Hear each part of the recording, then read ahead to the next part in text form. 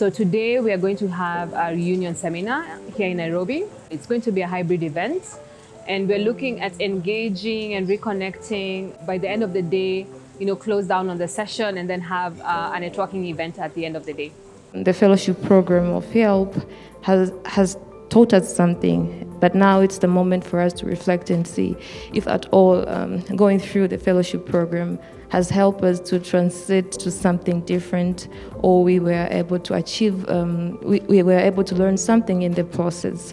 I think when the author here was talking about the use of old and frozen thought, he was telling us to change our mindset, to change how we are looking at things, to change how we approach situation and how we approach life, because those old and frozen thoughts are no longer useful.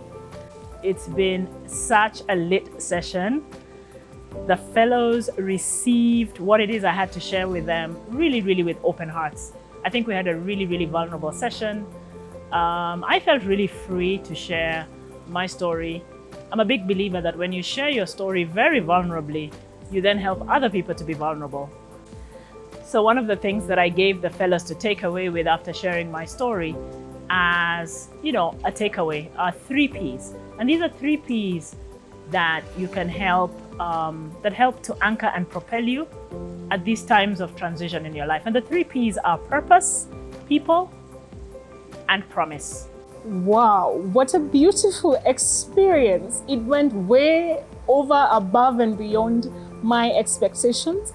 I think today has been absolutely beautiful. The interconnectedness of every discussion we've had today, from the beginning, from yesterday to today's reading, and how they resonate with all the speakers and all the participants was beautiful. I think my key takeaway is that I must put myself first.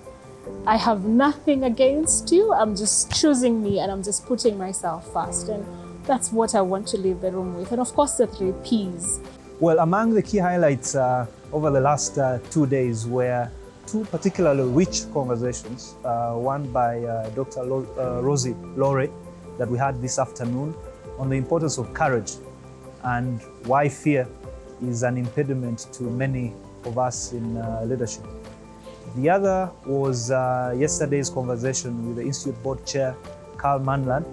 Again, around the same themes: courage, what true leadership means, but also why transition is important, especially for leaders.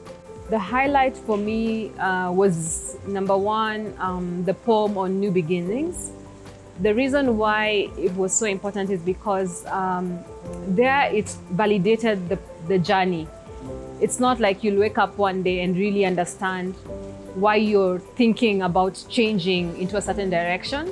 And it's gonna take a series of discussions with yourself before you're able to make that move. So I really liked the New Beginnings poem because it sort of validated that it's a process and validated that you'll probably take time to be able to get to understand what your new path to growth will be.